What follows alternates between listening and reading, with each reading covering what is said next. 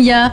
Aujourd'hui, je reçois Philippe Lemonnier et Nicolas Thénault, c'est bien ça, qui viennent nous parler de la troisième édition de TEDx, c'est ça? TEDx, pas PET. Ouais. Alors oui, le X c'est pour montrer que c'est à vous seulement. Alors le X c'est pour montrer que on c'est un truc X. Rien à voir avec ce X là. Même s'il est rouge, le X c'est juste pour dire qu'on est sous licence de la Fondation TED, mais qu'on reste un événement indépendant dans l'organisation, dans le financement. On a juste à respecter la charte et l'esprit de TED, mais après on garde la main sur l'ensemble de l'organisation. Alors qui est TED?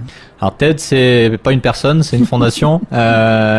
TED c'est pour Technology, Entertainment and Design, et c'est une fondation américaine qui existe depuis plus de 30 ans maintenant et qui organise des micro-conférences de 5 à 18 minutes pour présenter des idées positives, des idées pragmatiques et concrètes qui vont impacter le monde aujourd'hui, demain et dans les années à venir.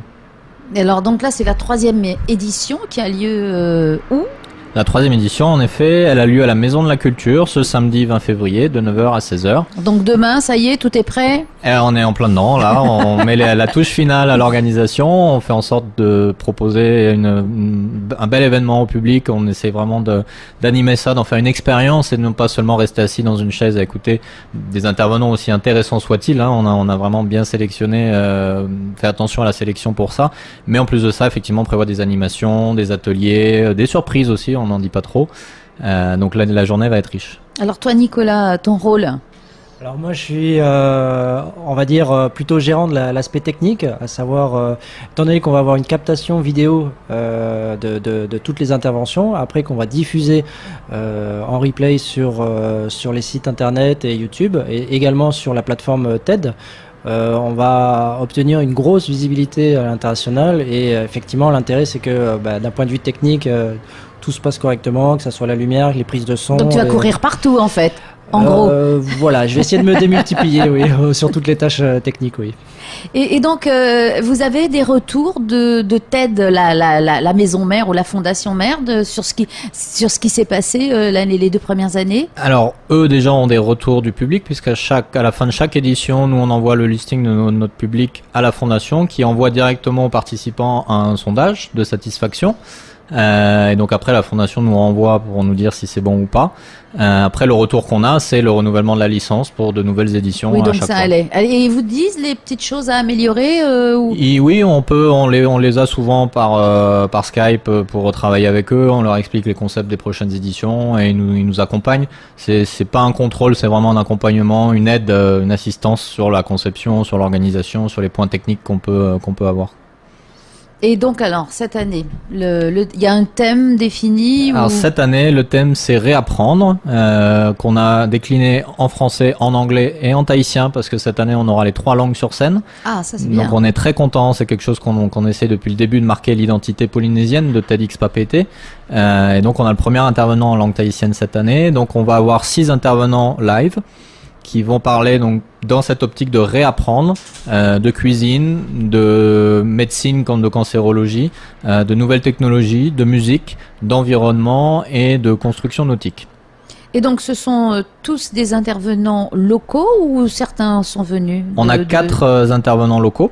Et on a 2 personnes qui viennent de l'extérieur. Robert Oliver, qui est un grand chef cuisinier néo-zélandais, qui vient donc directement d'Auckland, et Misha Kaura, qui travaille à l'université John Hopkins aux États-Unis et donc qui nous vient droit de l'Amérique. Et lui, qu'est-ce qu'il fait? Elle est chercheure elle est chercheure en cancérologie, spécialisée sur le cancer de la peau. Donc elle va nous parler de notre rapport au soleil, des risques que peut représenter le soleil à une époque où être bronzé c'est un petit peu le standard, et peut-être qu'il faut justement essayer de réapprendre un peu nos habitudes sur ce sujet-là.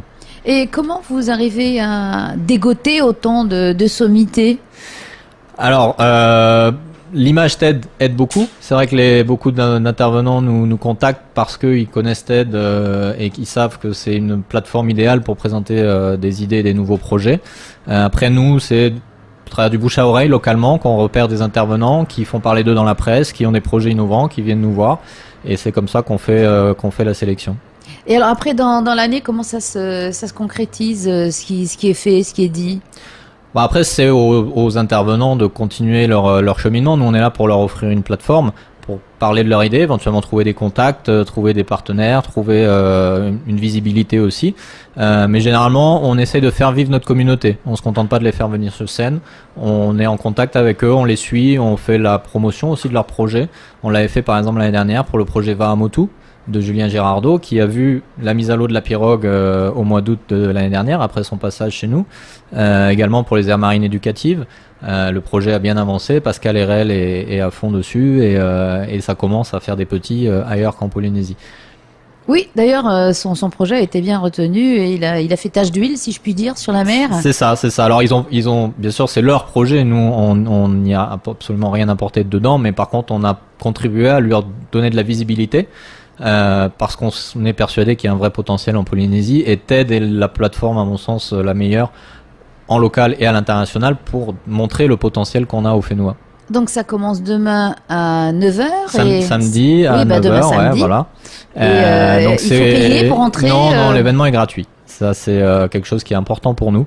On considère que si on veut diffuser des idées, on peut pas se permettre de les faire payer. Comment vous faites justement si c'est gratuit pour On a la chance d'avoir des partenaires qui nous soutiennent depuis le début. Certains sont des partenaires historiques, d'autres nous rejoignent au fil de l'eau parce qu'ils voient que le concept marche. Donc on travaille depuis le début avec l'OPT, avec Air Tahiti Nui, avec Vini, avec SDA, la brasserie aussi, qui nous permettent d'offrir la restauration à notre public, avec Patachou. Et puis on a des nouveaux comme la CPS, comme le Méridien, comme toutes ces entreprises qui pensent que voilà, on a ici un vrai concept qui peut aider la Polynésie dans son développement futur. Et qui va développer le potentiel, parce que finalement, alors, qui vous avez comme public? Des jeunes, des vieux, des moyens, des gosses On a de tout, on a un public très hétérogène, ça aussi je pense que c'est une de nos grandes chances. On a des gens de toutes origines, sociales, ethniques, etc. De l'âge, on a des vieux, on a des jeunes, parce qu'on a des thématiques très générales qui intéressent tout le monde, et donc on peut croiser vraiment les intérêts de tout le public. Et vous avez un site, je suppose? Alors Nicolas, je le vois avec, il vient de le faire ou quoi là? Non, du tout, pareil. Mais c'est lui qui l'a fait. Oui. Ah, ça m'étonne pas. Il existe je suis une fée de la compagnie Champagne, je devine tout. Fais gaffe. Hein. Et donc effectivement, on a un site depuis le début, c'est tedxpapete.com, tedxpapete.com. Sur ce site, on va retrouver toutes les informations des éditions précédentes, à savoir quels étaient les intervenants précédents. On peut revoir également les vidéos, les replays des anciennes interventions. Que ce soit la première édition ou même la deuxième. Et également, au-delà de ça, on va en parler peut-être un petit peu après, des autres événements annexes à TEDxPAPET. Et on peut également, surtout, s'inscrire sur le site, parce qu'au-delà du fait que ça soit effectivement gratuit, il faut néanmoins s'inscrire. C'est juste une petite démarche. On remplit l'email sur le site internet et on reçoit automatiquement son invitation pour venir sur place. Et ceux qui ne sont pas sur internet? Alors ceux qui ne sont pas sur internet, le jour J, on pourra néanmoins accepter les inscriptions.